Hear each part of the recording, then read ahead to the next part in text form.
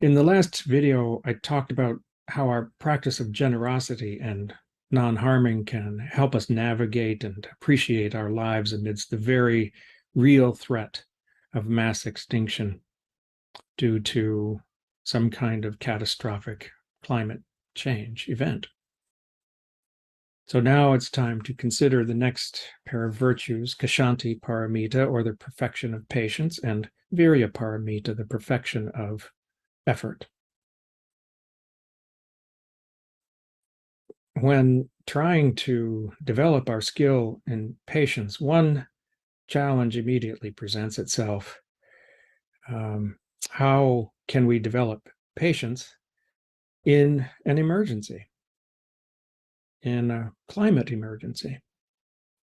How can I be patient with a situation in which the extinction of humanity may become an unavoidable reality? So I think the key here is to recognize that patience, in the sense of ksanti-paramita, is not a matter of just sitting on your hands and waiting until everyone else is kind of ready to make big climate-aware changes in their lives. And for me, ksanti-paramita arises as we turn our light inward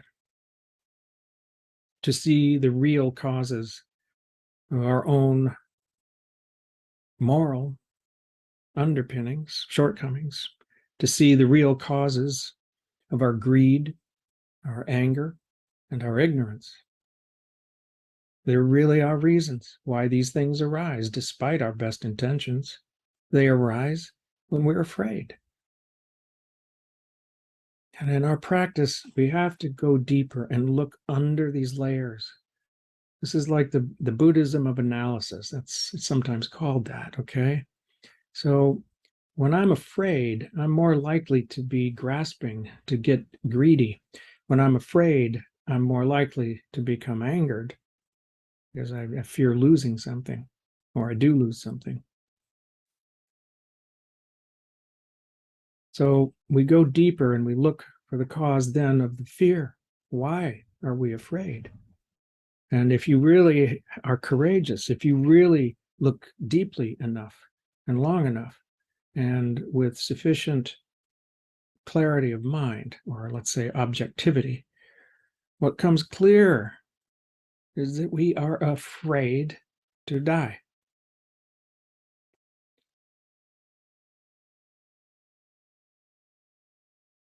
We're afraid of death because we have a view of it that is not complete, or it's inaccurate.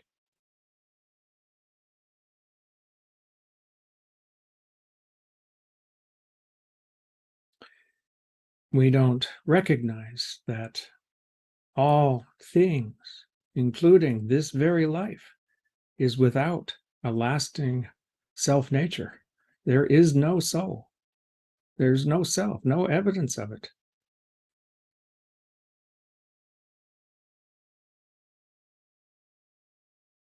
Now, I know there's nothing harder to hear than what I'm telling you. If you've been practicing for a while, it won't bother you so much. But if no one has ever said it to you, it might bother you a great deal, and I'm sorry. But the truth is, there's no evidence for anything in phenomenal reality or in this very life that is lasting. There is no lasting self-essence or self-nature.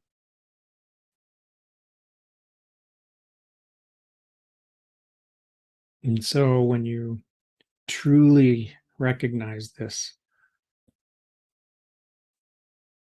no self, the phenomenon of no self, anatta, in the Buddhist tradition, then it's so much easier not to be stricken with terror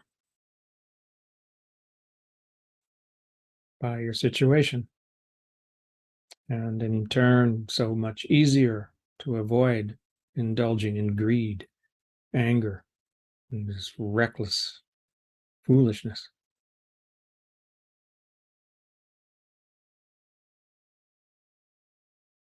And you see the important thing here is when you realize that your own behavior was working through this causal chain, you see it operating in other people.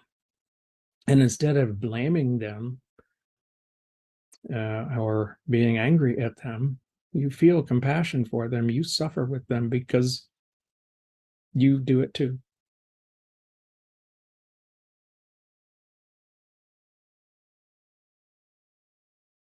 And it's easier then to practice patience with others, or let's say forbearance of their weaknesses or their shortcomings, so far as you're able to see them.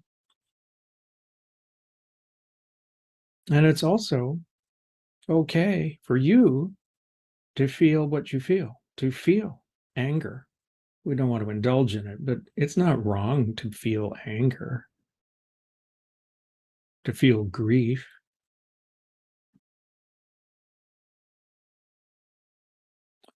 Being patient with others does not mean that you are blind to their failures, to their shortcomings either. You can see them. It's just that your reaction is not one that's going to promote your own suffering and the suffering of others. You see, we have to return to the source. Return to the unborn.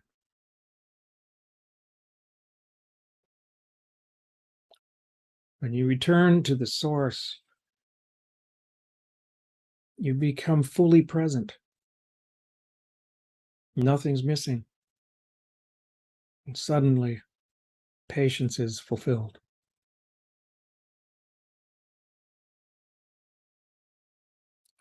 Now, earlier I said patience is not a matter of sitting on your hands. It's not. You have to put forth effort to become a patient person.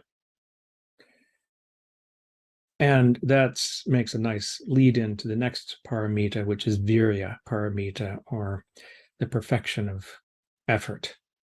Or sometimes it's translated as the perfection of energy, the use of energy, your own energy. Now, at the Great Wave Zen Sangha, and also at the Great Plains Zen Sangha, the Sangha of my teacher, we forthrightly cultivate what is wholesome very often in the form of civic engagement. It's not merely an internal kind of exploration. We put our energies and efforts into wholesome deeds and speech and thoughts. And we try to maintain them. And what's interesting is that earlier I talked about how the perfection of generosity and the perfection of morality make a wonderful complementary pair. And the same thing is true for the paramitas of patience and effort. It's a bit of an oversimplification, but you could almost say that patience looks back and effort looks forward, each one nicely balancing the other, helping us to avoid a lopsided practice. Or again, we could say one discourages harmful reactions and one encourages wholesome actions. But it's so hard to put forth effort if you know that one of the most discouraging facts about our current climate crisis is that all the efforts of well-meaning individuals like you will not be enough to circumvent the threat of mass extinction. You can reduce your carbon footprint all you want to, but it's not really going to change anything if the world's governments do not become involved vigorously right now. And if you think, as I do, that that's highly unlikely to happen, or highly unlikely to happen in time, you may wonder, what's the point of even trying? Why should I put forth any effort at all?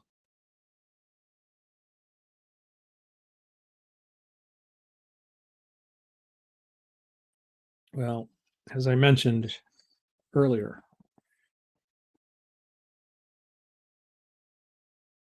you can't avoid action. This comes up in the Bhagavad Gita, which is ostensibly a Hindu literary work and spiritual work, um, although it was very much influenced by Buddhism. And in the course of the story, the Bhagavad Gita, it's an epic poem. Um,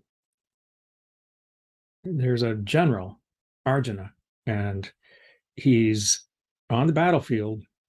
His army is lined up, and the opposing army is at the other side of the battlefield facing him. It just so happens that the opposing army is family, extended kin. And he doesn't want to do battle. He does not want to kill kin. And he tells Krishna, I'm not going to do it. I can't do it. It's futile. It's stupid. And Krishna basically tells him, well, you can try to avoid what's coming if you want to. But the fact is, you can't avoid action, period. You're going to have to act. You have to act. To be alive is to act continuously. So you can't avoid it. I think this is a key point for us. You have to act. And the question is, are you going to act in a way that reduces suffering, or are you going to act in a complacent way and increase it? It might look on the surface like being inactive will reduce suffering, but it's really not the case.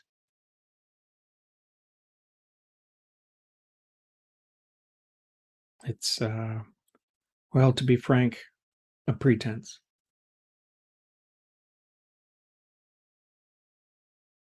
One can very easily excuse oneself from responsibility by saying all action is futile. Futile in what sense? Sure, you might not get what you want. That doesn't mean action is futile.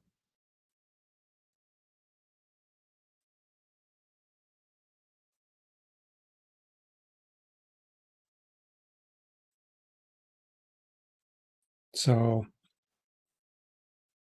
if you do this, if you engage in this kind of pretense, if you fail to use effort for the sake of wholesomeness, you're kind of fighting against your own nature. But those who do act, who continue to do the right thing, in spite of what the consequences might be, are giving of themselves. Oh, and really all they're doing is being themselves.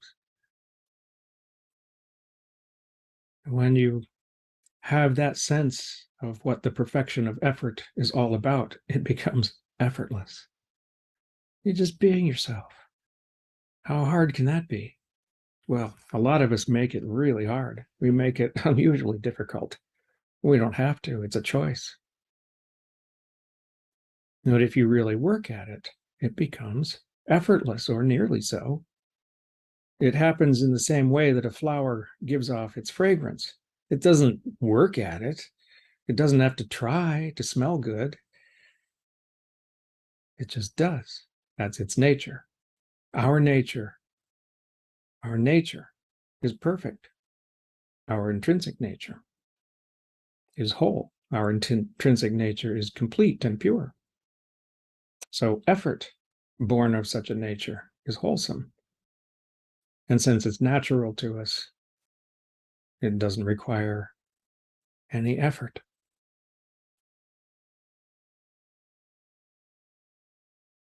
Perhaps the question of effort really comes down to, well, it's a koan.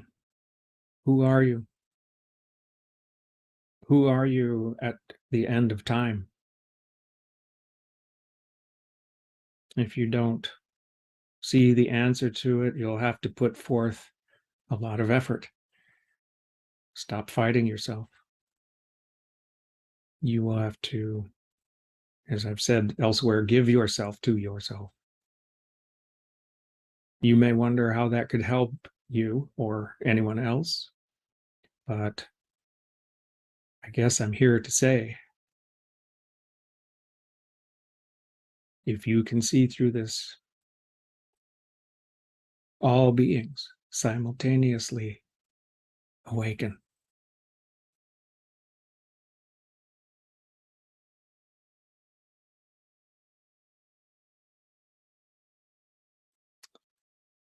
Now, in the next video, I'll take up the last two paramitas, dhyana-paramita, or the perfection of meditation, and prajna-paramita, the perfection of prajna wisdom.